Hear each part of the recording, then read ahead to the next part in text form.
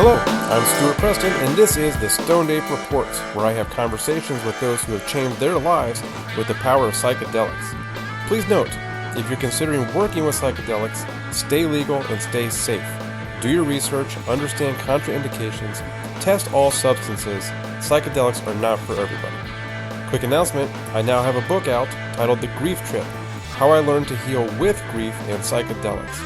You can find it at www.thegrieftrip.com. 100% of proceeds go to the Ian Preston Memorial Fund to help support mental health and suicide prevention. Okay, back to the podcast. In this episode, I had the honor of speaking with Dr. Dennis McKenna, an ethnopharmacologist, researcher, lecturer, and author. He and his brother Terence are the ones who coined the term stoned ape as part of their evolutionary theory. He's the founder of the McKenna Academy and a board member at the Hefter Research Institute. The McKenna Academy embarks on a long-term project called BioGnosis, which aims to be a catalyst in bridging ancestral wisdom, ethnobotany, and innovation all for a thriving planet. We talked about his personal journeys with psychedelics, his insights as an ethnopharmacologist, and even discussed end-of-life anxiety and death. So please enjoy this conversation with Dr. Dennis McKenna. My return to South America in 1981 was in some ways a personal redemption, proving to myself that I could go back to South America and just do science, and function and not go crazy in the jungle, and that wasn't my objective when I came. And so my work as a graduate student let me get back into that area and reconnect. And it also brought ayahuasca forward for me as, one of my major plant allies. Before it had been mostly mushrooms. Mm-hmm. And now I don't exclude any of these things, but ayahuasca kind of emerged as something important in my life at that point. So that became my main teacher, if you want to think of it that way. Okay. Yeah. And so when you first got into it, you went down there to do the study and you went through the experiences. For you, it was very professional. For you, it was very curiosity around the chemicals and the biology and the botany. Did you end up Yes. with any? Was there any personal aspect to it? Did you come out of any experiences in those early days when you felt like so many of us do? You come out feeling connected to human beings, or maybe there is some lingering guck, from family life that kind of got explained or cleared up. Did you have any of those type experiences, or were you able to kind of remain focused on your studies? I kind of stayed focused on my studies, Mm-hmm. my actual, when I was in South America researching ayahuasca and collecting plants and all that, I took ayahuasca a number of times, but I think in some ways I was deliberately suppressing the effect, because I felt, I was like a stranger in a strange land in a certain way. And a very alien environment to me at that time. I mean, I'm much more used to it now, of course, but at that time. So I think in those early experiences with ayahuasca, uh, I wouldn't let myself surrender to it, as much as I Yeah. could have. So there were rich experiences that had to do with the people I encountered and just the adventures that I had while carrying out this field work. Uh, but the psychedelic experiences themselves were not that profound. I didn't really connect profoundly with ayahuasca until actually 10 years later in 1991, when I went to Brazil. I was invited to Brazil to a conference that was organized by the UDV, the Brazilian church that uses ayahuasca. They organized this biomedical conference. uh, and in Sao Paulo in 1991, and I was invited along with everybody else in the field of ayahuasca that was involved in research, which was not many at that point, but they organized this conference, and eventually out of that conference emerged a study 2 years later, which has come to be known as the Huasca Project. Uh, and that was the first biomedical study of ayahuasca. And I helped organize that. I participated in it. I found funding for it, but many other people participate. But the reason I bring this up is that at the end of that 1991 conference, uh, the UDV wanted to cap it off with having everybody take ayahuasca, everyone who'd been to the conference. Hmm. They wanted a really meaningful experience. They wanted people to go away with, something to take talk about, something to take Yeah. home with them. And so at the end of that conference, we all went to the UDV temple, which was close to where the conference had been. And, we were with about 500 people. Mm. And we took ayahuasca. And in that experience, I had this profound encounter with the process of photosynthesis. And I've written about this in my books and various places. I experienced photosynthesis. I Hmm. mean, I'm a plant biochemist, right? So Right, right. maybe only people can relate to this, but I had this profound experience of going through that molecular roller coaster that is photosynthesis. Wow. From the standpoint of a water molecule, which is one of the reactants in it, and I experienced that on a profoundly personal level. And why that was important was it brought forth to me the importance of photosynthesis and the importance of plants, for Hmm. saving the planet. And so that was probably my first really profound encounter with ayahuasca. I'd taken it previously, but like I said, in Peru, I didn't let myself go. But in this situation, for some reason, that wasn't an issue. And that was a very um, personally profound experience for me. And I was, and it influenced me in what I have been talking about ever since. The idea of symbiosis Yeah. with plants and that sort of thing.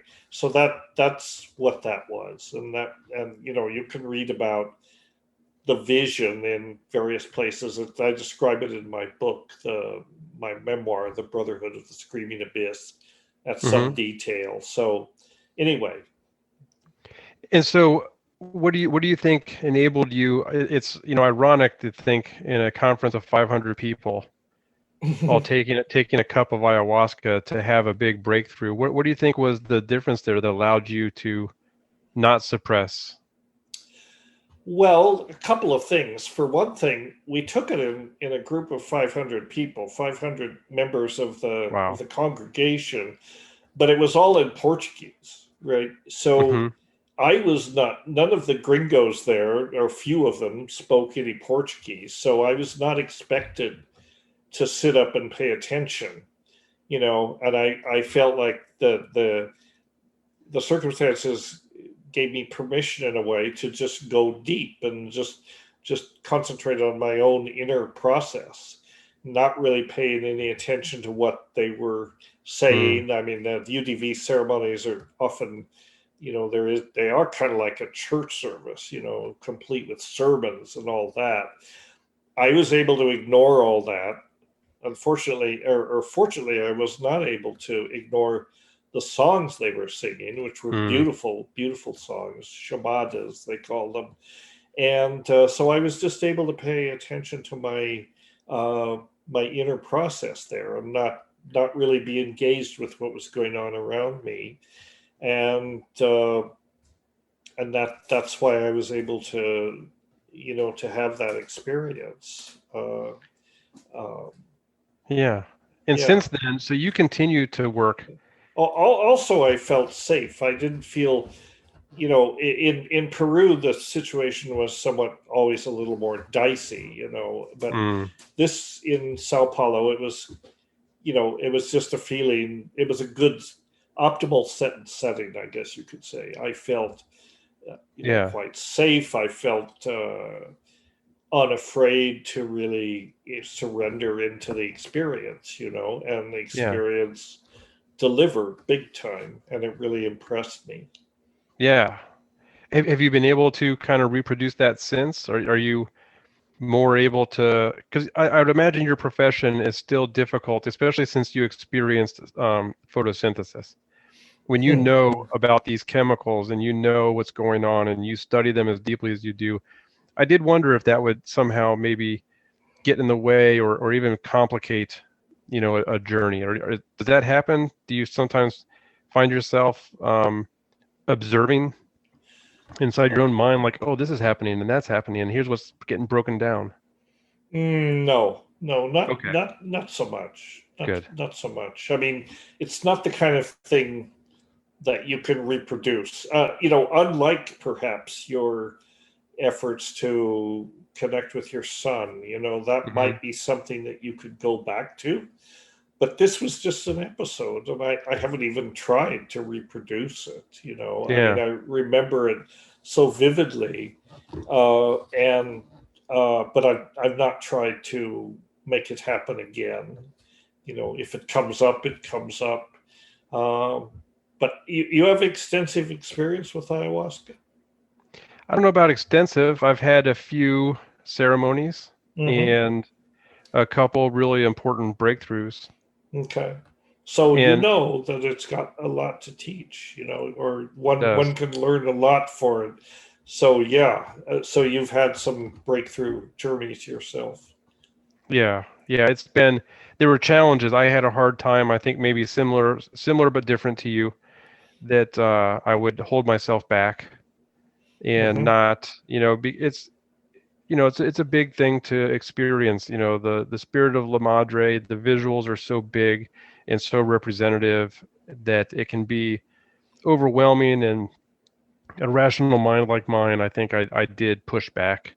And when I finally was able to open up with advice from a friend who had been through several weeks of journeys in Costa Rica, she gave me some great advice, and I was able to open up and really get some of that, um, get the benefits. And since then, I've continued, to get the benefits. So that's why I was wondering if from your Hmm. first breakthrough, if you've been able to experience it more fully since then, or if you have gone back to being intellectual about it.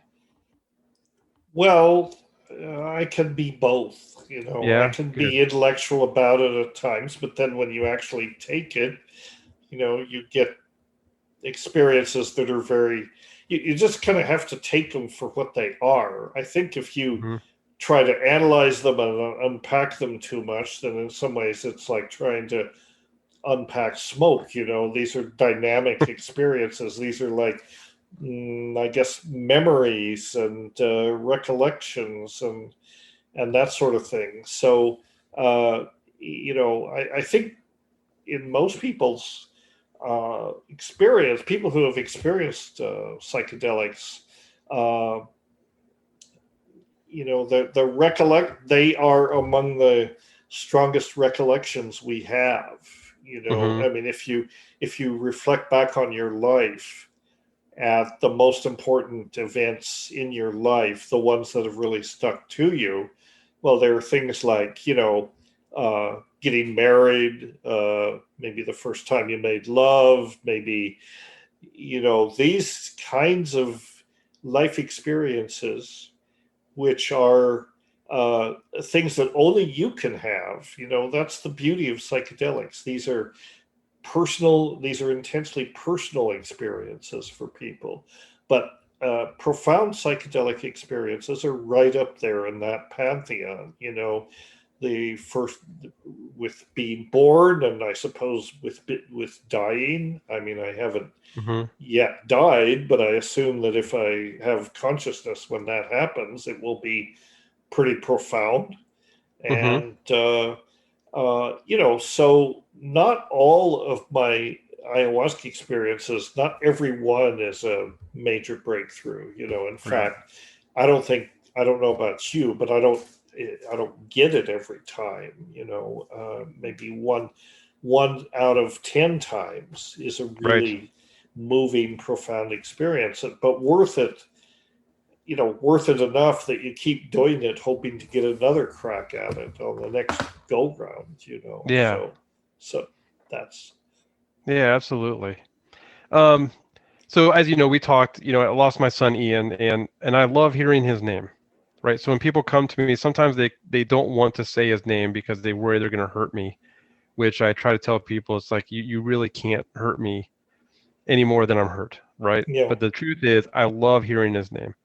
So I think it's the same thing. You probably people talk about Terence a lot and in your experiences. So I just want to give you an opportunity, you know, is there anything about Terence in the personal side of this? I know he kind of went out there and became, I don't preacher's not the right word, but it's the word that came to me. He's out there putting the word out there and telling everybody about, and you're doing all your scientific work and understanding this. Was there anything personal in your experiences with him, in your journeys together? Is there any integration, talking about it, big changes, familial things, anything out there that you guys experienced as brothers that you would want to share? Well, I guess the whole La Chirera story is really a story about brothers, Mm, and that unique relationship that we had. And then, subsequently we did share we shared psychedelic experiences, and they were very rich, mm, at the time, like when I was working on learning how to grow the mushrooms, I did grow them. And I was living in Colorado at that time. And Terrence came out from California. I had a cabin I'd rented up in the Big Thompson Valley outside Loveland, Colorado. So he stayed with me a number of days there, and I had mushrooms growing, and we did 2 or 3 trips that were really quite beautiful and quite bonding. We hadn't yeah, been into it that long. It was a recent discovery that we figured how to grow them. So that was very rich, yeah, from a standpoint of a brotherly thing. And then, the other thing that, so much impacted my life is when my brother got ill with cancer. hmm, And, toward the end of the 90s, in 1999, he was diagnosed with glioblastoma. And glioblastoma is 98% mortality. yeah, It's one of those that you don't get get out of. I mean, right, it basically. And so this happened at a time in life when he and I were kind of, I wouldn't say we were on the outs, but our relationship was strained for a mm, number of reasons at that time. I didn't think that, in some ways, I didn't think that he was walking his talk. I thought that he mm, was, uh, out there representing psychedelics, being the major spokesman for psychedelics and so on, and not taking mm, them enough anyway. right, And the reason that he wasn't was because of some traumatic previous psychedelic mm, experiences that he'd had that probably were scary. I mean, they can be scary. sure And can. so, we had cognitive dissonance over that. And I would say, um, if you're going to be the major public spokesman, if you're going to be Timothy Leary 2.0, you need to walk your talk. If you're going to be Mm, in public talking about psychedelics, you need to go to the well and drink once in a while. What I mean, yeah, literally, or whether it's mushrooms or whatever. And he pushed back against that. So we had other tensions in our relationship, and some of it had to do with his divorce proceedings, which were in process at that time. And,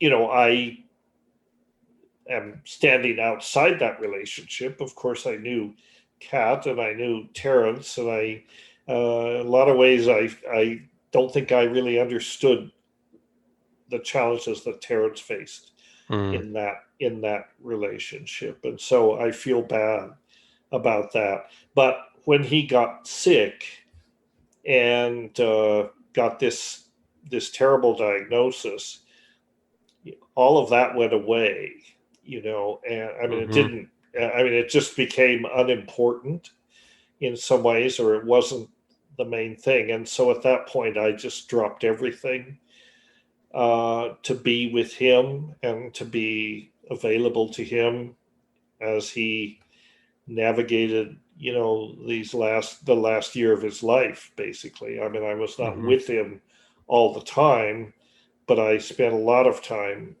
with him in California, in Hawaii, and so on.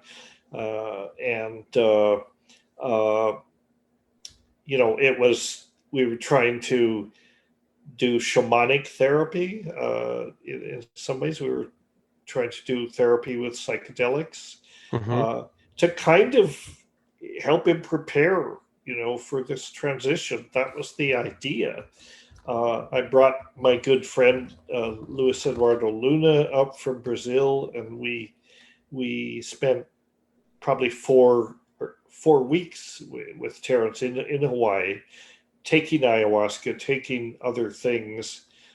And again, it wasn't as satisfying as it could have been. But I guess the point is that this last year of life that I was able to share with Terence was very, I think, it was profoundly meaningful for me just to have that experience. And I hope it was for him, but I hope it was. I think I've never been in a position of being, in a terminal state. I mean, in some sense, we're all in terminal states, but in a terminal state where that you have not very long to live, So that is a good reason to focus your mind on some of these things. I don't know. I was happy to be able to share that period of time with him, and I think we did bond, and I think we got past a lot of the things that had been tensions in our relationship. Good. I mean, big brother, little brother, and many decades. It's not like it's always just happy, joy. There are issues that come up, and we've always had issues. That doesn't mean I didn't love him, and I did, and I do, and it's just one of those life experiences that you have to live through, and you have to somehow deal with it and move on. I'm sure you've dealt with, you've been faced with much the same kind of thing about your son Ian, to lose someone like that. I don't know, you must have been close to him, probably. Very, very close.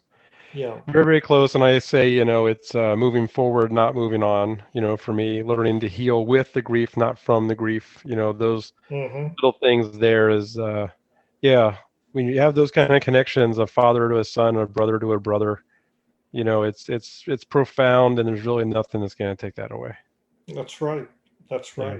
Yeah. I don't know, maybe it's a probing personal question, but did you have an inkling that your son might commit suicide? We didn't. We had no idea that he might die by suicide. It was really a surprise. I got a call from his boss one day that he hadn't shown up to work, and I thought it was going to be his diabetes. I had no idea that what the police officer was going to tell me when I got there, which is about the case for about 50% of suicides is people. You can look back and say, okay, maybe this was a sign, maybe that was a sign, but very, very smart, successful. I mean, he was 19 when he died. He was already a, kind of senior software engineer, very successful, Hmm. and a leader. People turned to him for leadership in his field, and yeah, so just a super funny kid. So we didn't have any idea that And no indication that he was depressed or anything like so that. I think that there could have been signs that he was depressed. I think the problem is I grew up inside of my own garbage. Hmm. And so Hmm. I couldn't see it in him. And so when Hmm. there were signs of depression or sadness, I think that my own container was like, well, yeah, that's normal. Everybody feels like Right. that, Right. Right. which is sad, which is really Hmm. awful. And I had been through some significant therapy myself, but now I look at it and think, boy, I could have used some really deep mushroom or ayahuasca trips to break open my container. If I'd had that 10, 15 years ago, maybe I could have turned around and said, oh, hey, kiddo, that's not Hmm. normal. Let's go get you some help. Yeah. And if Ian had had that opportunity too, it might have helped resolve some of those things. Yeah. So that's well, I mean, I'm laughing, but I do not think it's funny. But I think Mm, I think that it's kind of ironic, that we have these tools available to us, and yet in the crunch, we don't always take advantage of them. For some yeah. reason, there's a hesitancy to reach for mushrooms, to reach for ayahuasca, to take it together with somebody in a life crisis, and Yeah. that was my experience with Terence. That, I mean, we pressed him, Luis Luna and I really leaned on him to do profoundly, large doses, profound doses. And he was Mm-hmm. sort of like, no, I don't know. I mean, he was not Uh, really buying into it. So the opportunities to make the breakthroughs that I'd hoped would happen, um, he didn't leap at it, and so in some ways it was disappointing for me. yeah. Uh, but then you reach a point where you think, well, this man is dying, and I cannot set myself up to judge, you Right. know, what is right for him. Only he knows what's right for him. Yeah. It's a whole different And context. those are the choices he made, and so be it. You know, Yeah. Yeah. I get that. I get but that. yeah, but on some level, I hope that he understands or understood, that it came from a place of love. It came Mm-hmm. from my heart, and that's all you can do. Yeah, I agree. Where I am today, I'd say there's no chance he didn't understand that. Before I would have said, well, who knows? I don't know. But I think now, with some of the insights I've been provided, I think I don't have any problem saying I think that there's no way he wouldn't have understood that. Yeah, yeah, and Yeah. yeah, and you got to. I mean, I'm sure you've been through this with your son. You have reflected and you thought, have probably come to the conclusion that you have to forgive him. There's an element of forgiveness there. That's something I went through with Terence. I mean, Mm, when he died, you know, or when he got sick, I was surprised that one of my reactions, besides grief, was anger. mm-hmm. And I just, what the hell? You went and died on me. Yeah. You know, that's terrible. Yeah. That wasn't supposed to happen that way. That was not supposed to happen. And but of course I don't blame him. He had no Mm-hmm. control over his illness. He did have control over uh, like everybody does, how they relate to other people and so on. And a Mm-hmm. lot of times, sometimes he wasn't that conscious about it. He wasn't that empathetic or you know that way with other people. And I, uh, he was wrapped up in himself a lot, Mm. I guess Mm-hmm. as somebody would be. And but on the other hand, I mean, I don't know. I don't know what he learned from the experience of dying. I have Mm-hmm. not. I have not. Unlike you, I haven't had any experiences where he seemed present. I've had dreams. That's what I've had. Mm. Some very intense dreams. Right. And in some ways, I feel like Terence is a presence in my life. Even without that, Mm-hmm. we were very close, almost as though we were left and right hemispheres of the same Yeah. brain at the time. So, and that was a trauma when he died, because it's like having half yourself killed, Mm. Yeah, a little and piece of you or half the hemisphere. yeah, exactly. So, like everybody else, I guess, who's lost loved ones. I mean, how can it not be traumatic? Yeah. Yeah, very, very traumatic. And as you talk about that, I love that picture. I don't know if it's the cover of the book or if it's in the book, The Brotherhood of the Screaming Abyss, with the two of you as kids. Mm-hmm. Mm-hmm. And you just seem like you just described, left and right hemisphere of a common consciousness. The two, that photo is just such a beautiful photo of you guys. The one on the cover. Yeah, yeah. Yeah, yeah, And I don't yeah. even know what you're looking at, but you guys, I think one of you has some binoculars. Right. And yeah, you're looking at, there's something that's got these two boys' attention, but there's the closeness of your bodies and what you would say is probably your souls was just a great photo. Whoever captured that, it was a great moment. Yeah, that picture was taken by my mother from her Brownie instant, her Brownie Yeah. camera back in 1957. And Wow. we were at the Grand Canyon of the Gunnison in Colorado, Hmm. which was close to where, not the Grand Canyon, the Black Canyon of the Hmm. Gunnison, Black Canyon National Monument, which was about 30 miles from our house. So we Hmm. used to go over there all the time for picnics and stuff. And it's an Yeah. enormous gash in the earth. Hmm. I mean, it is the deepest gorge in the western United States. It's like 3,000 feet. Wow. So that's why that was the original Screaming Abyss, right? Yeah. That's why the book is named what it is, was because of that. The connection to that canyon that was Right. really important, and we would go over there, and I like that picture very much, because I'm Yeah. kind of, I got the binoculars. I'm like the scientist looking through the Hmm. instruments, and Terence is kind of looking dreamily off into space, Yeah. A little and foreshadowing there. I think it captures very well the different ways that we were, and the different ways we related to each other at that time. I Yeah. was kind of the nuts and bolts person.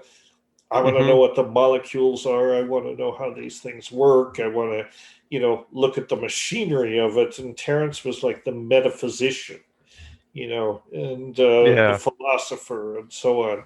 So it was complementary. Yeah. Yeah. Beautiful friendship, relationship of these two Exactly. brothers. Yeah. And Yeah. we are all grateful for that for sure. Let's have a couple more questions. Um, just to kind of wrap up, first of all, thanks for sharing all that. I really appreciate that. And you're so generous with your time, and I'm really grateful, for you to come here and spend some time with me. So, what do you have coming up? What other events? I know that the Food of the Gods 50th anniversary came out. You wrote a foreword for that. You had this Hmm. event with Michael Pollan. You've got a symposium. So, what are some things that you want to put out there for people to know that that's going to be coming from you? Well, other things that we're doing for the academy, or Mm. with the academy, some of it has to do with projects we've got going in South America, uh, which of course are difficult because of COVID, and you can't Yeah. really travel. I haven't I have not been to Peru since November 2019. Mm-hmm. And I haven't been traveling. I mean, the last time I traveled was February 2020, just before it all came down. Yeah. So, but we are pursuing a couple of projects in South America. One of them we call BioGnosis, or Knowledge Preservation Project, and it has to do with working with a botanist down there, who is the curator of the herbarium at the university in Iquitos, the UNAP herbarium. And this guy is an incredible botanist, and I've worked with him ever since my graduate school days in 1981. Is when we first started working together. Well, he has an incredible store of knowledge, but it's all in his head, and he doesn't write things down.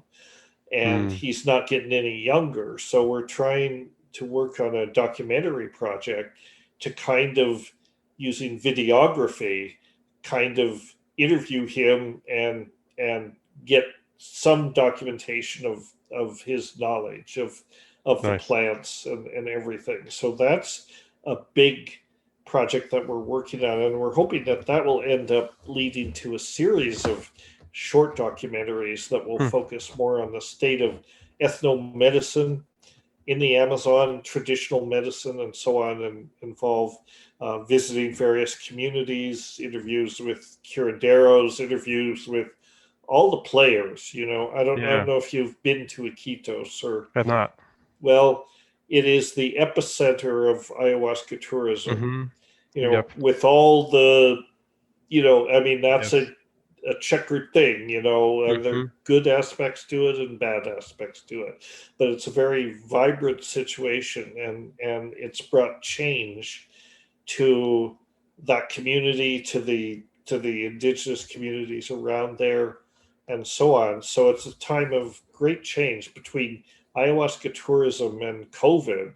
It's transformed that world, and so we want to kind of create a snapshot of, through these documentaries, we want to create a snapshot of the current situation with traditional healing and the ayahuasca tourism phenomenon and all that, which is, which for a while there was nothing happening. The retreat centers shut down. People are now coming back, and so the situation is changing. So we want to document that, just to give people a perspective on the fact that these traditions and practices are not they're not frozen in time. They're part of a dynamic social and economic situation, and everybody's trying to adapt to the changed world that we now live in. I mean, if you I wrote a piece on my blog not too long ago, and I said the world as we know it has ended. Terence was always predicting the end of the world. Well, it didn't happen in the way that he projected, thank God.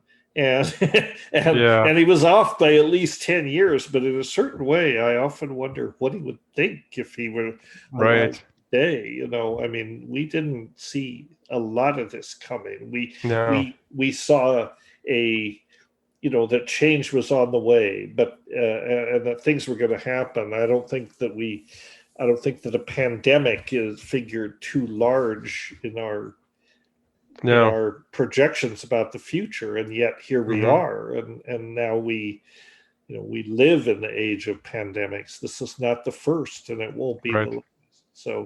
So there's that. And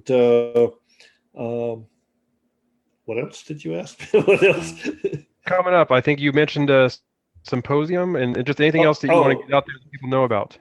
Right. Well, we're working on this this documentary project down there mostly, and then the next stage of that, I want to work with the herbarium, work with the Juan Ruiz, the curator of the herbarium, and try and digitize the herbarium and make high resolution scans of all the collections and put those out on the internet in an open access, open source format, and link them into databases, genomic databases, natural products databases, all this kind of thing. Essentially use that. The herbarium is it's a third world herbarium in a economically struggling university, but it's a gem, it's a resource. And it was so important for me when I first came to Iquitos, when I first came to Peru to do this work. I want to do what we can to raise funds to make that a world-class resource for people with any interest in Amazonian flora. It doesn't have to be psychedelics or medicine or whatever. Anyone with an interest in the Amazonian flora would find this a useful resource. So that's the big project that we're trying to do. And that's going to take 2 or 3 years minimum, and probably over $1 million if we can raise the funds. But we're doing these documentaries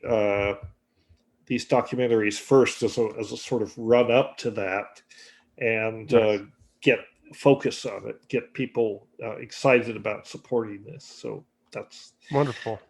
Yeah, that's what we're doing. Yeah, that's awesome. Well, anything else? Any other thoughts? Anything else you want to get out there before we wrap up? No, I think we've covered it pretty well. I would just say, I would urge people to check out the Academy, sign up for the mailing list. We send out newsletters regularly, and there are resources there that people can access, that they may be interested in. Some of them are just recordings of past events we've done, and others are different things that we put up. For example, you may have heard of ESPD 50, which stands for the Ethnopharmacologic Search for Psychoactive Drugs. And the ESPD 50 was a 50th anniversary symposium of a conference by that name that was organized by the National Institute of Mental Health in 2017, in 1967. And it was a private conference organized by the government. The only thing that ever came out of it was a book by that name, the Ethnopharmacologic Search for Psychoactive Drugs. And that book came into my radar at the age of 18 and really was made me aware that there was an actual science of ethnopharmacology. And I decided to pursue that, And the book was profoundly influential in that sense, making me aware that there was actually a scientific aspect to this, as well as the ethnographic and so on. So in 2017, with the original conference, the government was supposed to organize follow-up conferences every 10 years or so. Well, the war on drugs intervened, and they became embarrassed that they ever had anything to do with this, but they did have this publication. So in 2017, everything fell together, and I got the opportunity to stage a 50th anniversary commemorative symposium for this thing, and we put that on in 2017, and it was quite successful. Unlike, I'm going to give you a link here. Unlike the government's symposium, there were relatively few number of people attending this one because of where it was, but we live streamed it on Facebook. So at point, 75,000 people were watching these lectures. And I'm putting the link here to the Vimeo collection of all these lectures from the symposium. And we published a beautiful 2-volume printed version. We actually reprinted the 1967 volume because it was government publication, so it was in the public domain. And then we printed the 2017 symposium as a box set. beautiful job of publishing, thanks to collaborating with some really talented artists. So Mm-hmm. people can buy, if they want the hard copy, they can buy it at Synergetic Press. They can order it. And it's, I wanted the conference to be as similar to the original conference as possible. And as the bit with conferences are, you present your stuff and then you publish a symposium proceedings, right? Mm-hmm. So that's what that was. But the video collection of the lectures, it's open access. There's no charge, and people can find those things and listen to them. And there's a lot of some amazing presentations there. So that's something I want to bring to people's attention, that resource is out there, and other things on our website as well. Just check the website out, look at resources and so on. Those lectures are linked also on our website somewhere. Okay. McKenna.academy. I will put a link to that, to the Vimeo page and to the Synergetic Press. Please. So people can find all those. Okay, that would be great. That'd be great. Yeah. Awesome. So that's about it. All right. Well, again, thank you so much for your time today. Really great conversation. I appreciate it. You're so generous with your time, so I'm just grateful. And we will catch up again sometime in the future. All right. Very good. Well, I try to be available, You are. You're amazing. Okay, man. Yeah. All right. All right. Thanks, Take care. McKenna. Have Bye-bye. a good weekend. That concludes this edition of the Stoned Ape Reports. Thank you for listening. Please follow us on Instagram at Stoned Ape Comedy and subscribe to our newsletter at www.stonedapecomedy.com. Again, thanks for listening, and catch you next time, Stoned Apes.